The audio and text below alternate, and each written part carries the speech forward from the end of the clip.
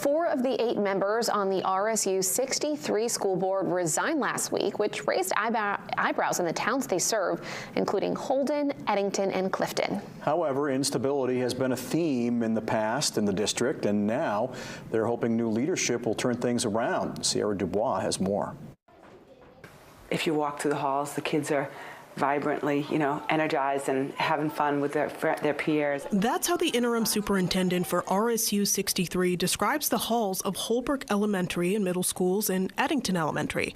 However, for the RSU 63 school board, it's been the opposite of that after 4 members resigned, leaving the board unable to take any votes or make decisions. I think that perhaps we've had some issues. Is certainly the most divisive one lately has been the weighted vote issue, which the Department of Education has weighed in on and has confirmed that we are a one-member, one-vote district. Meaning each member of the school board has a vote. There are 4 members from Holden, Eddington has 3, and Clifton has 1. So where did this miscommunication begin? It happened during the conversion to an RSU in 2009. There was a certificate filed with the DOE that indicated that we had weighted votes, and they have since come back and said that that was an incorrect document. Legal counsel for the district agreed with that decision, although the board had practiced weighted votes for a few months.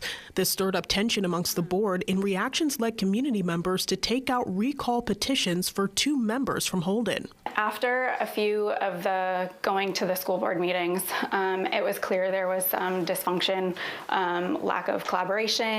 Prentice, a Holden native and mother, pushed for the recall alongside others, which led to the resignation of the board members. Scott Walton became chair in June, and interim superintendent Sheila Caldwell has been in her role since October. Now they're evaluating the change needed after seeing 26 openings in the district last spring and a virtual need for almost every administrative role.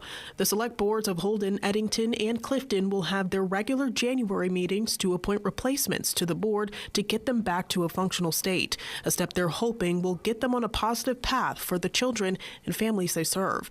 Sierra Dubois, WABI News, Eddington. Walton says amidst the tension, the school board wants to thank the former members for their years of service. The former board members who resigned told WABI they had no comment.